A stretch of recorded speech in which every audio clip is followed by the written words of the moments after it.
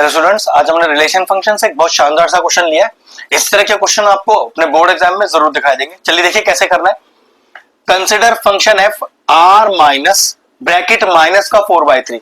एक तो इन चीजों से बड़ी परेशानी है स्टूडेंट्स को कि सर ये लिखा क्या है, इसका लॉजिकली मतलब क्या होता है।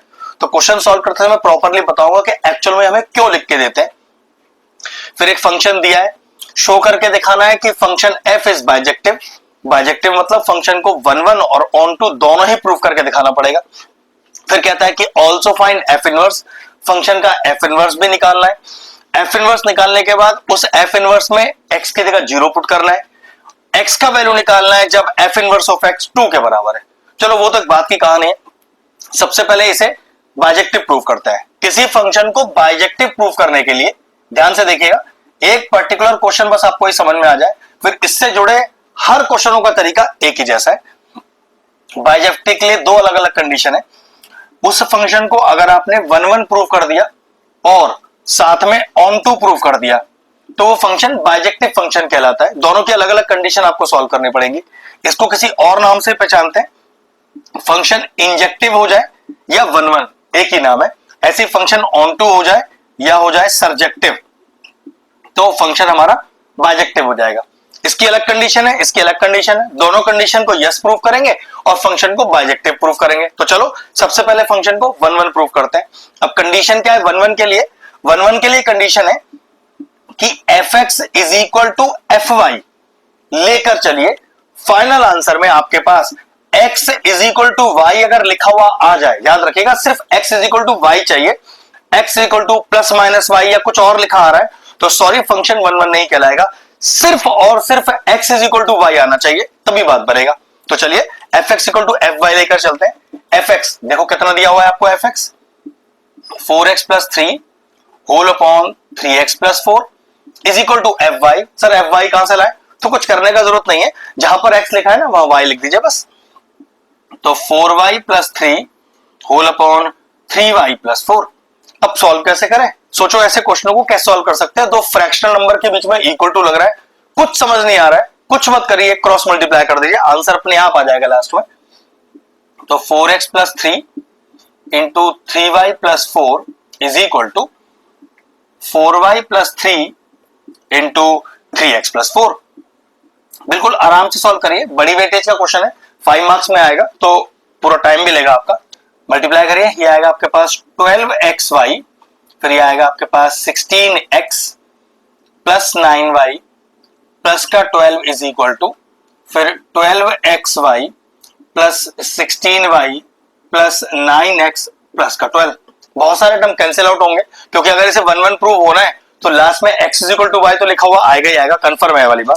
ठीक है, देखो कुछ कैंसिल आउट हुआ, 12xy कैंसिल हो गया, 12 से 12 कैंसिल हो गया। देखो क्या बचा, हमारे पास बचा 16x, उधर से टर्म इधर लेके आइए तो माइनस का 16y फिर प्लस का 9y, फिर वहां से 9x को लेके आइए माइनस का 9x इज इक्वल टू 0। अगला स्टेप देखो, यहां पर चेक करो कुछ कॉमन आ रहा है यहां से आपके पास, तो यहां से 16 कॉमन आ रहा है और इस अगले दो में से 9 कॉमन आ रहा है। ठीक, अब जरा चेक करो, ये लिखा है x माइनस वाई, ये लिखा है y माइनस एक्स, तो क्या मैं इस y माइनस एक्स को x माइनस वाई बना सकता हूं? बिल्कुल बना सकता हूं, ये साइन को इंटरचेंज कर देता हूं। तो 16x माइनस वाई माइनस का 9x minus y is equal to 0। चलिए x माइनस वाई कॉमन लीजिए तो कितना बचा आपके पास, 16 माइनस का 9 इज इक्वल टू 0। तो x माइनस वाई और ये कितना बचा आपके पास 7 is equal to 0। 7 constant number है, 0 के नीचे चला गया 0 हो गया, तो लास्ट में क्या बचा x minus y equal to 0 और जिससे हमारे पास फाइनल आंसर क्या आ गया x is equal to y. मैंने क्या बताया था, अगर कंडीशन 1 प्रूव होनी है तो आप f x is equal to f y साथ लेकर चलेंगे, आंसर में x is equal to y आ जाना चाहिए, वो हमारा आ गया। तो hence we can say that the given function f x is 1। Question होता है सर आपने ये तो बताया ही नहीं कि ये वाला फंक्शन, ये वाली चीज कहां इस्तेमाल होनी है। तो एक्चुअल में इसका इस्तेमाल ऑन टू फंक्शन को सॉल्व करते समय होता है। अब हम ऑन टू फंक्शन सॉल्व करते हैं तब इसके बारे में बताएंगे। अब ऑन टू सॉल्व करने चले तो उससे पहले अपना फंक्शन कॉपी करिए। तो f x is equal to क्या फंक्शन है हमारे पास 4x plus 3 upon 3x plus 4। इस फंक्शन fx को y लेट कर लीजिए, तो y और fx एक ही चीज होता है। अब लॉजिक ये कहता है ऑन टू सॉल्व करते समय आपको यहां से x का वैल्यू निकालना है। मैंने फंक्शन को y इक्वल टू लेट ले लिया।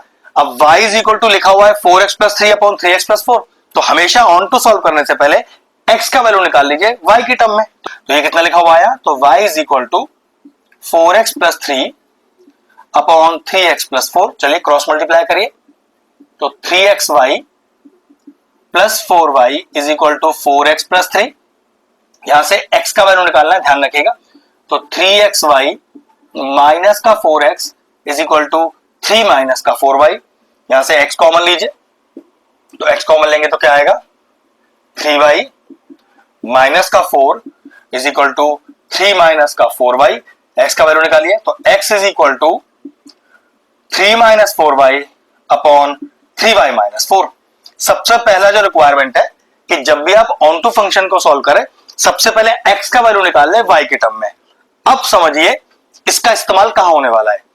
कोई भी एक फ्रैक्शनल नंबर आपके पास लिखा हो तो यह बात गारंटी है कि जो उसका डिनोमिनेटर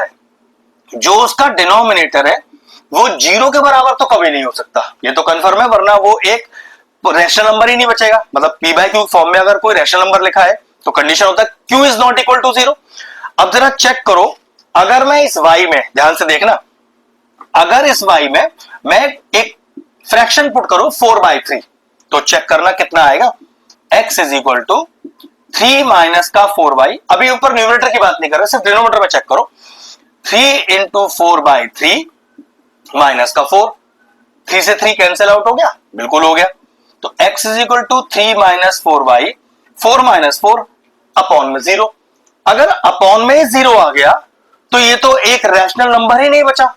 इसका मतलब ये है कि मैं यहां पर y की जगह 4/3 तो पुट कर ही नहीं सकता। अगर मैंने 4/3 पुट किया तो डिनोमिनेटर 0 हो जाएगा, अगर डिनोमिनेटर 0 हुआ तो x is equal to not define हो जाएगा। अब क्वेश्चन कह रहा है तो आप उस वैल्यू को मत पुट करना, मतलब एक उस वैल्यू को आप एक्सेप्शनल मान के चलना।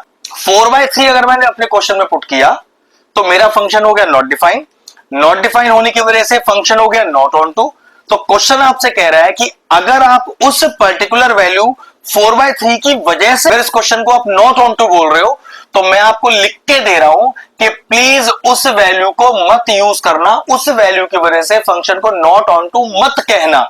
इसका मतलब यह हुआ कि इस वैल्यू को छोड़कर अगर और किसी वैल्यू पर ये नॉट डिफाइन हो जाए और किसी वैल्यू पर अगर नॉट ऑन टू हो जाए तो कर देना, लेकिन 4/3 की वजह से इस फंक्शन को नॉट ऑन टू मत प्रूव करना। तो बस हमें अब क्या लिखना है, since y not belongs to 4/3। देखो यही लिखा हुआ है कि आप कोई भी वैल्यू जो पुट करो, ये पूरा x को डिनोट करता है, ये पूरा y को डिनोट करता है। याद रखना जब लिखा होता है a goes to b, तो ये हमेशा x की वैल्यू डिनोट करता है, ये वैल्यू हमेशा y को डिनोट करता है। तो x goes to y, और वो कह रहा है कि y में आप 4/3 को छोड़कर किसी और वैल्यू को आप इसे नॉट ऑन टू प्रूव कर सकते हो। लेकिन हमें पता चला कि y की वैल्यू सिर्फ अगर 4/3 पुट की जाए तभी नॉट ऑन टू हो सकता है। तो आप लोगों कि since y not belongs to 4/3, इसका मतलब इस फंक्शन में 4/3 को पुट नहीं करना है आपको, उसके अलावा किसी वैल्यू पर अगर आप इसे नॉट ऑन टू करते हो तो बात बन जाएगी।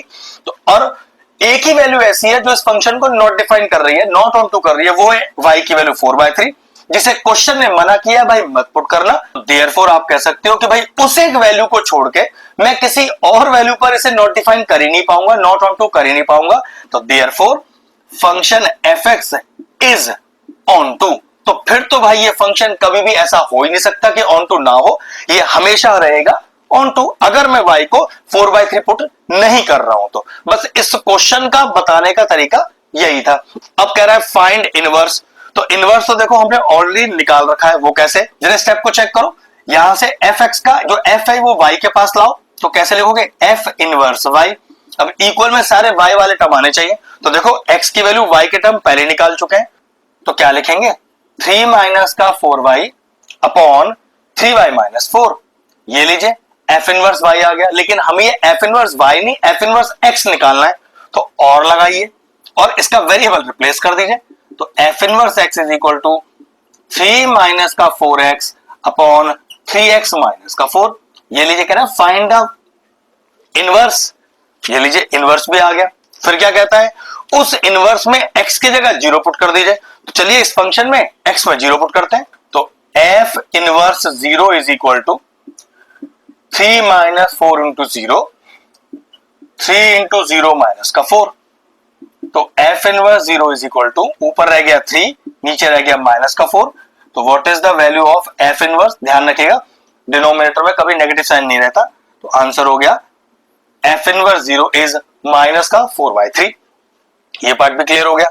फिर कहता है also find x such that f inverse x is 2। अब वो हमें f इनवर्स x की वैल्यू 2 के बराबर दे रहा है। तो देखो f inverse x is equal to 2। f inverse x का पूरा फंक्शन मैं निकाल चुका हूं कि 3 minus 4x whole upon 3x minus 4 is equal to 2।